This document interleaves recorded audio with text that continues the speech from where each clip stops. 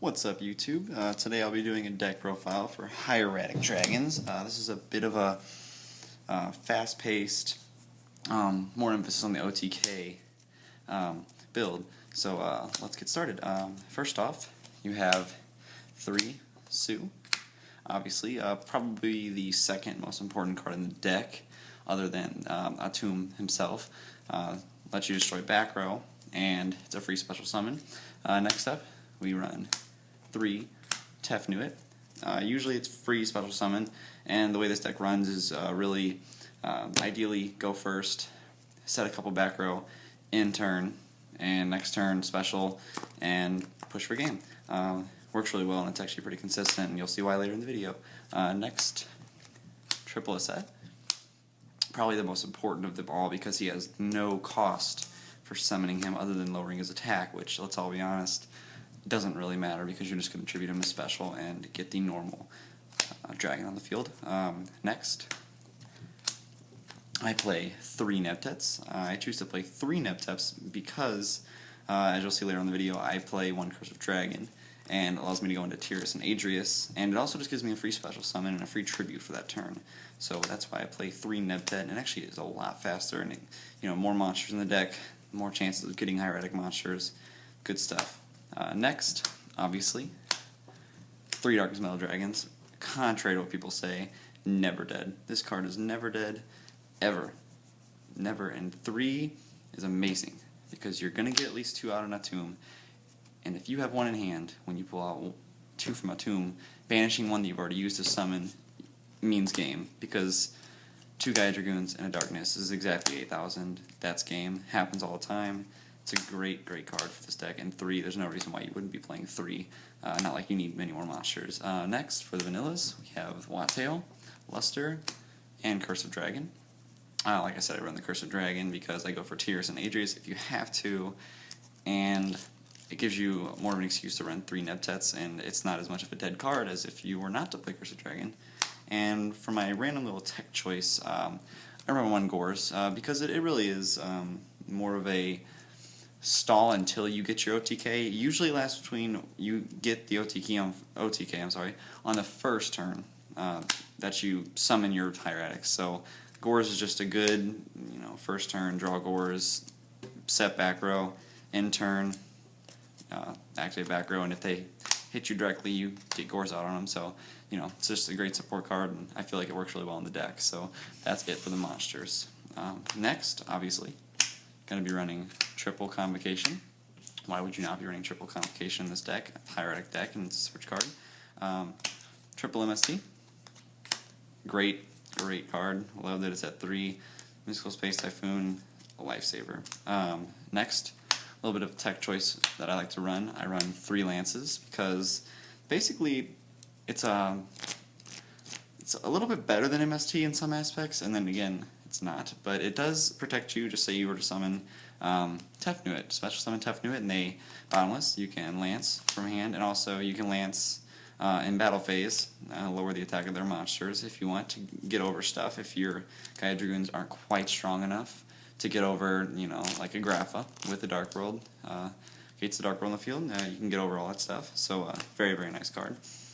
Next card, Heavy Storm, obvious reasons. Monster Reborn, also obvious reasons. And the next tech card I choose to use is the Wingbeat of Giant Dragon. And the reason why is there's only 1 card in this monster in this deck that is not a target, and that's Gores. And whenever you're using the OTK and you have these useless Darkness Metals on field, they're just in defense position, they're useless, they stop you from getting the OTK off. This card is amazing. You bounce the useless Darkness Metal back to your hand, destroy all the spell and traps on the field, and then you get to banish your last hieratic or dragon that you special summon with its effect, and get it off again, and push for game, because that will give you the 8,000 damage. Great card. I don't see why people don't use it in hieratic builds. It's amazing. And it's never dead, because all your monsters are targets. Next card, and this is pretty, this card is really iffy to some people, but I've been using the deck since it came out, and it's actually amazing, especially for my build. I run Triple Duality. Yes, Triple Duality. I run Triple Duality because first turn setups. Like I said, usually you go off on your second turn because usually I run 7 or 8 cards by your second turn with the dualities and the cards I'll be showing you later, the key cards of the deck. And duality just really, really helps you set up, especially if you duality first turn and get the next card I'll show you. So that's it for the spells. Alright, next card, Reckless Greed. Triple Reckless Greed. Alright, Reckless Greed is the star of this deck. Reckless Greed is the reason why you go first or second turn to blow up. You play duality, you get the Reckless Greed off the duality first turn, or convocation, either one. It's pretty much game. I mean, if you go Greed, take Reckless, set Lance face down with Reckless. That's just like an average setup I usually do get pretty often, and especially if you have 2 Reckless Greeds, and it's definitely game next turn. But duality and a Reckless, set Reckless, end turn. Next turn, draw, activate Reckless Greed. Got major hand advantage and card advantage, and you probably, with all the back row hate in this deck, you probably push for game right there. So next card, Triple Compulse. I like Compulse because it can hit anything. So they set it face down. Even though your Gaia Dragoons can pierce, that is nifty and whatnot. You never know what it'll be. Be a Raikou, or some random rogue face down that lots of people use. You never know. So compulsive face downs, summon Hornet, compulse. It's such a good card. And on the off chance that that you're playing against heroes and they summon Stratos and you compulse, it doesn't really matter. It honestly doesn't, because second turn, like I said, if you get first, ideally, you're gonna win second turn unless they effect Valor you or drop some random hand trap or something. So great card, and a lot of times even if they Valor you can still win if you get a Reckless off, because you have so many other cards. It doesn't even matter about losing one of their effects. And the final card I use is Mirror Force. And I like Mirror Force just because it's that extra help. Just first turn you basically set no monsters, and you have Mirror Force in the deck to help you out. And it's also just great card, really good card. And that sums up the main deck. Right now, my side deck is nothing really special, so I'm not really going to show side deck in this video. But I will go to extra deck. 2 Atoms. You don't need 3. 3 is overkill and just a waste of money, so 2 is really good. Gaia Dragoon. Obviously the biggest part of the OTK would be the Gaia Dragoon, other than the Atum itself. Just pushes for piercing, and just a great card, and it can go over a lot of cards in this deck, like the next card, which is Photon Strike Bouncer. Amazing card against Inzectors. You open first turn Strike Bouncer, face down Compulse, and maybe a Lance. It's pretty much, usually it's game, like against Exectors at least. Against any other game, it's just kind of a tech card. You just throw it out there if the situation calls for it. Usually you won't use it, but you never know. So the next cards, 1 Tiras, 1 Adrius. I tend to use Tiras more often if I, first turn, or by my second turn I really don't have anything except for, a set and Nebtet in hand, pull out Tiras. Unless they have a face-up, then I go Adrius. Something I really have to get rid of, like a problem card that my Tiras couldn't get over normally. Just set out Adrius. And the final card of the deck, and I'll explain why I use it.